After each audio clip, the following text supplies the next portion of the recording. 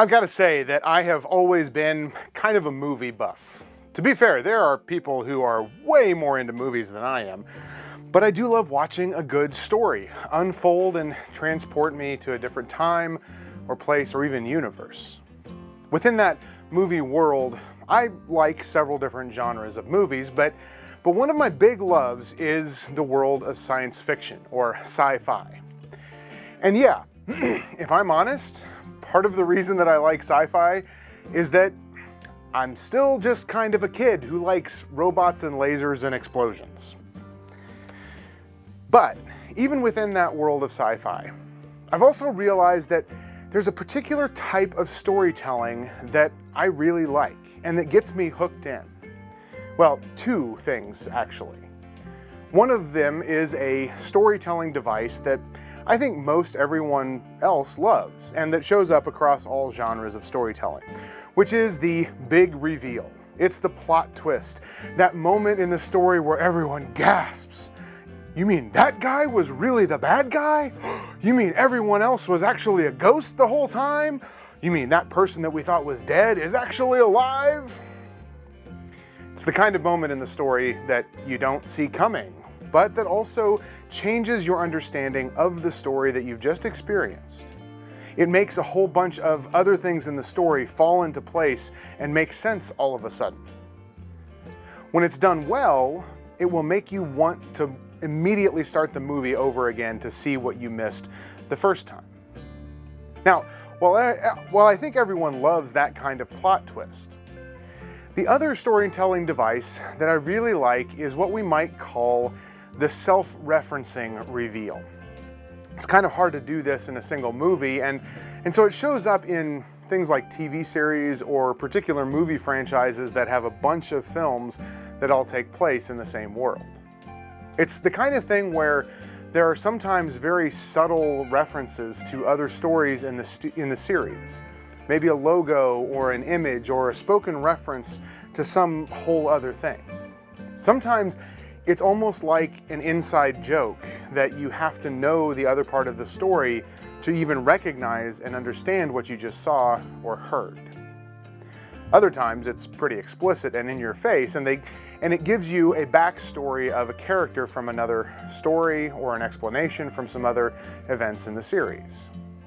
Things like Star Trek, Doctor Who, Star Wars, and the Marvel movies really do this a lot, and they tend to do it well. And while I like a really big, good plot twist reveal that makes you gasp, what I love about this other slow reveal is that it builds this world and these characters over time. Little by little, you understand on a deeper and deeper level who these people are, why events really happened, and the connectedness and complexity of the worlds that they inhabit. And that kind of storytelling, well, that really draws me into the story and into those worlds. Now, why am I bringing this all up in a sermon? Well, the reason is that while the Bible doesn't exactly have that many big explosions, although come to think of it, there are a few, what the Bible does actually share in common with many of these bigger ongoing stories is this whole self-referencing thing. And it also shares the slow reveal. For example, let's take the Star Wars series. Now, there's a new series out right now called The Mandalorian, and it's set on a planet called Tatooine. Well, the thing is, if you've seen the original Star Wars movies, like from 40 years ago, you also know that that particular planet is the place where the main character, Luke Skywalker, grew up.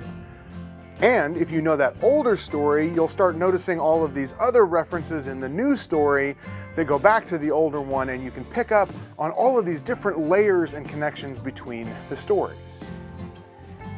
In that same kind of way, in the Bible, there are all of these things that Jesus does in the gospel story that happen in the same place or happen in the same way as events that happened earlier in the story in the Hebrew Scriptures. Just like in those sci-fi stories, the Bible has all of these things that connect back to other parts of the story. And if you know those other parts of the story, you'll suddenly get to this whole other layer of meaning and understanding of the story that you are reading or hearing. So what do I mean by that? Well, Psalm 116 for today kind of sets the theme for all these scriptures for this morning, which has to do with God healing people and cheating death, both individually and for whole groups of people. The other stories that we have for today, all in some form or another, show us that power of God to heal and cheat death in action. Psalm 116 talks about God doing it, but the other scriptures tell the story of what that looks like in action. So for example, in 1 Kings, we have a continuation of a story that we had a couple of weeks ago. Several weeks ago, we had the story of how the prophet Elijah was in a town called Zarephath, where he found a widow and her son, who were so destitute that when he got there, they were going to make a small fire, cook a small loaf of bread with the last of their flour and oil that they had, and then resign themselves to starving to death. Elijah says, "Well, before you do that, make me some of the bread too, and I promise that the flour and oil will not run out." And the rest of the story tells us that she does that, and the oil and the flour lasts, and they survive. But that's not the end of the story. Right after that story, it goes on to say that after that, after they survived starvation, the son wound up getting sick and dying. And the widow basically tears into Elijah saying, "What's the deal? Did I do something to make you mad? Did you come all this way and save us from death only to kill my child now?" Elijah then picks up the boy and carries him upstairs to the upper room of the house. And he prays to God to send the boy's soul back into his body. And sure enough, the boy comes back to life. Now, let's turn to the story of Jesus. Jesus is in a town called Nane. And who does he run across in that story but a widow who only has one son? And the son died of an illness. And yeah, people reading the story about Jesus would have known this story about Elijah and would have started to make the connection. But here's the thing. On top of that, they would likely have also known another story about Elijah where he is called into a town called Shunam. And in that town, there's another woman who he has gotten to know and who had become miraculously pregnant with a son because Elijah prayed to God on her behalf. And sure enough, that son also gets sick and died. And again, Elijah prayed to God and the boy came back to life. Oh, and if the similarities in the stories weren't enough, Jesus does his miracle of raising that boy in a town called Nane, and Elijah did it in Shunam. Where are Nane and Shunam located? They are literally on the other side of a hill from each other. They're a couple of miles apart. Season 2 of the story is directly referencing season 1 of the story, so to speak. And in part, it is a way to tell us that this Jesus guy is no ordinary person, but is clearly sent by God in the same way that the most well-known and important prophet in the history of Israel was also sent by God. But the connections don't stop there. Season 3 of the story keeps on making connections to other parts of the story as well. In the story from the book of Acts, which is well after Jesus has died, come back to life, and gone up to heaven and turned over the work to his disciples. In this part of the story, we hear about a disciple named Tabitha, who also has a Greek name, which is Dorcas. Now, there are a bunch of interesting things about Tabitha. For starters, she is explicitly named as a disciple of Jesus. Now, even though there were pretty clearly many other women who were disciples of Jesus, there aren't that many in the text who get named as disciples. What's more, she is a woman who has two names, both a Hebrew name and a Greek name. And it says that she was someone who was devoted to good works and acts of charity, both of which are likely indicators that this woman is very wealthy. And what's more, there's not even a hint of a man being involved here. as a husband or a benefactor, which means she's likely an independent and very enterprising woman who was also a strong disciple of Jesus and a supporter of the ministry of the early church. Which, just this description of this woman brings to mind the fact that when Jesus was present and leading the ministry, it was also women, much like Tabitha, that were the key supporters of his work. In any case, Tabitha dies from an illness and her body is prepared and then is taken, just like in the Elijah stories, her body is taken to the upper room of the house. Peter, one of the other disciples, is in a neighboring town. He hears of her death and he comes straight over, and he goes up to the upper room, and like Elijah and Jesus before, he prays to God for her to be healed and brought back to life. Now, most strikingly, when Peter calls her back to life, he says, "Tabitha, arise," or in Aramaic, Tabitha cum, which instantly is a phrase that brings up one of Jesus' other healing stories. In those stories, Jesus has done some miracles on one side of the Sea of Galilee. He goes across to the other side and heals a guy with more demons than you can count. Then he comes back across the sea. And when he gets back, there is a leader of one of the synagogues who comes to him and begs him to heal his girl, who had just died. Now, it's on the way to their house that we also have the story of the woman who was bleeding for 12 years and how she reached out and touched Jesus' cloak and was healed. And then Jesus stops and turns the whole crowd to her attention and asks who touched him. After Jesus heals that woman, they continue on to the house where the girl's body is lying on the bed. And Jesus goes to her, takes her by the hand, and says, "Talitha cum," or "little girl, arise." I mean, talk about a connection between Peter and Jesus. Tabitha and Talitha are one letter different. Anyone hearing Peter's story instantly would have recognized the resonance with the Jesus healing story as well.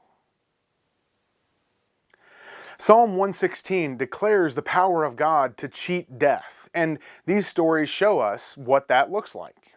And even more than that, these stories have all of these different connections with all of these other healing stories, which are ultimately telling us that this story is like this story, and that story is like this other one over here, and this Jesus guy, he is like Elijah, and on and on and on. There are these layers and clues built into the story that show us that Jesus in particular, but also Elijah and Peter to some extent, are all doing these miracles by the power of God.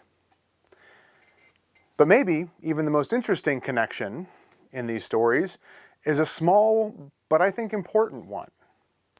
Both the Elijah stories and the Peter story make sure to tell us that they take place in the upper room of a house. Now, for those of us who celebrate Love Feast regularly and the Last Supper that Jesus spent with his disciples before dying, when we hear other stories of people coming back to life that happen in an upper room, what should immediately come to mind is the upper room where Jesus gathered his disciples on the night before he died on the cross, which ultimately points us to the fact that Jesus was not only a miracle worker like Elijah, capable of bringing other people back to life, but he was even more powerful than that, able to bring himself back to life without the help of anyone else. In modern storytelling, these connections that are woven together over the course of multiple stories, that is meant to try and tell us things about particular characters. It's meant to help us to understand that this person is more important than we think they are at first. And the same is true for the biblical story as well.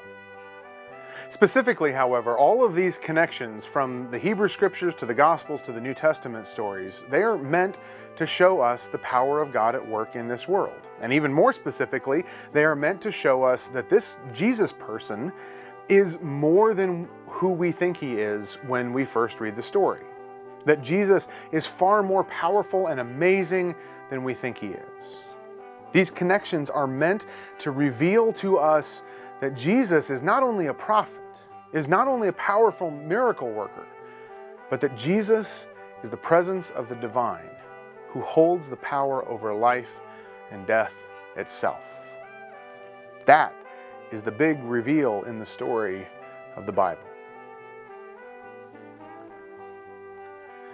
In Ephesians chapter 3, Paul is praying for this church that he's writing to.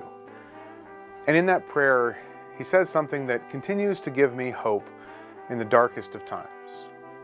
He says, "Now to God, who by the power at work within us is able to accomplish abundantly far more than all we can ask or imagine." The scriptures for today are meant to show us that God is powerful enough to do things that we cannot even begin to imagine are even possible. And perhaps even more humbling and amazing is that power is also at work within us. The plot twist is that not only does God have the power to cheat death, not only does Jesus have that power, but by the grace of God, that same resurrection power is also at work in us and through us.